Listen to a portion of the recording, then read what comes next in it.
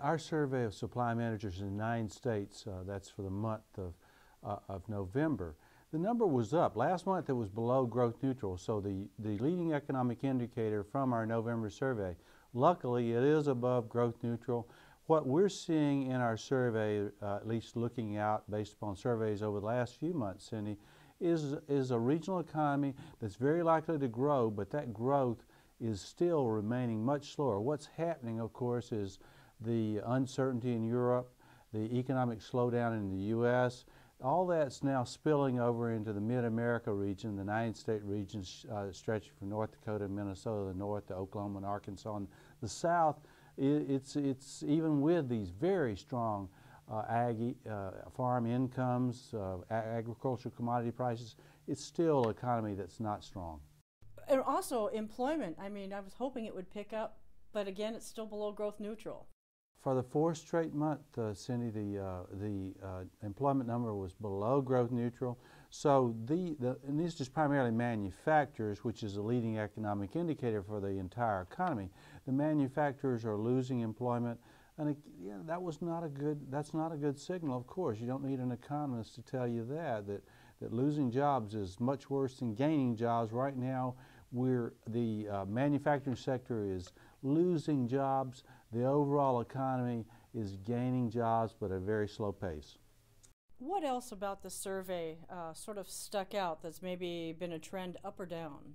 Well, the trade numbers, Cindy, the trade numbers were not good. The imports below growth neutral. Of course, that's because the economy's weakened. When your economic growth is down, you buy less from abroad.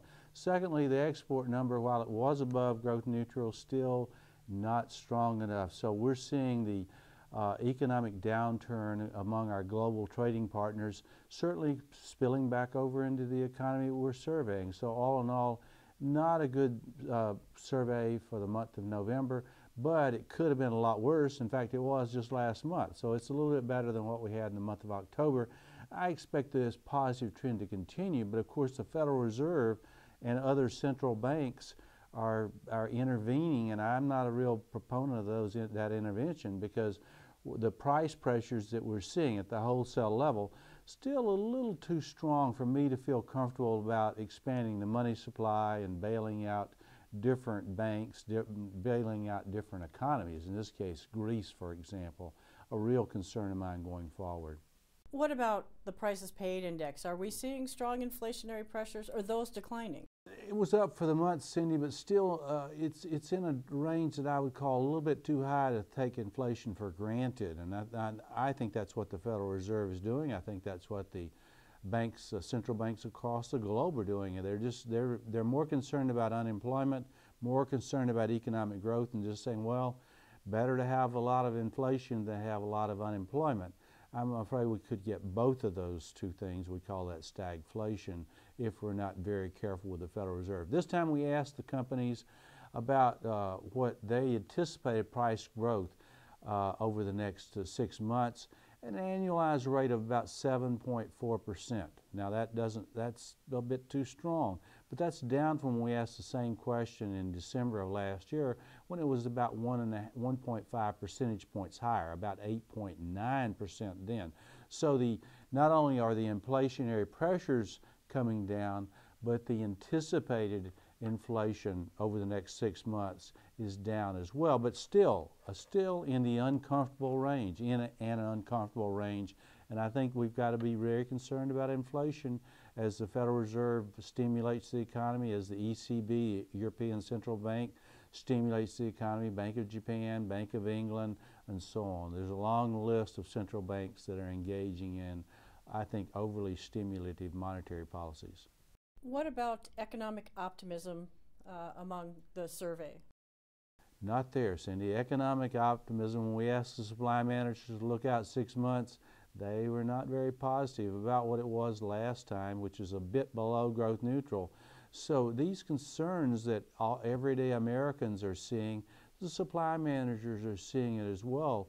And again, those are just what's going on outside the U.S., what's going on outside the Mid-America region, because it's just not strong out there. And of course, stacked on top of that is a very weak housing sector, and that continues to pull down the overall U.S. economic growth. That's likely to continue. Not as big a factor in this part of the country, but still a factor as those foreclosed properties come onto the market and keep prices low. Looking at the European markets, that is having an impact on the Mid-America region, isn't it? That's no doubt, Cindy. And the way it trickles back or is telegraphed back to this part of the country is it pushes up and down the value of the dollar.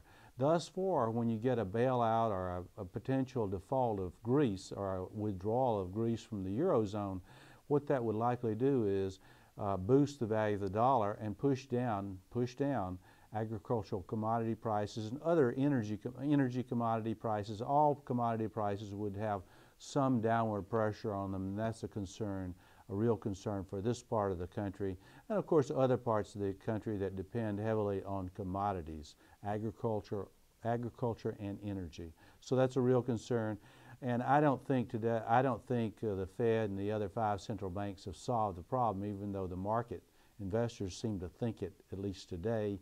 That's not going to last. I mean, we've got to see some real economic growth.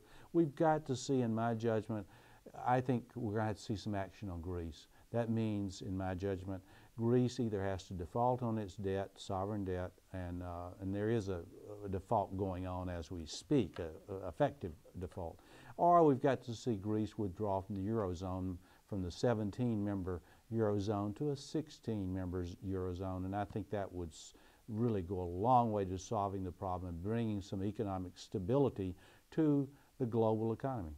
Looking at the European markets, that is having an impact on the Mid-America region, isn't it? Absolutely. We've got to watch out for what goes on in South Korea, for example, the sale of agricultural commodity prices in our expanded trading partner, at least South Korea, and our continuing trading partner, China, which is very important in terms of selling soybean, in terms of selling all sorts of agricultural commodities. That's very important. Overall, the economy is going to continue to limp along, although I think we're going to see better job growth in the months ahead than we've seen in the past. The jobs number comes out on Friday. I think that's going to be a bit stronger. This is probably going to be the strongest jobs number that we've had in many months. And the unemployment rate, unfortunately, is going to stick at probably 9%. So the unemployment number is not going to be all that good, but the employment number is going to be much better than anticipated.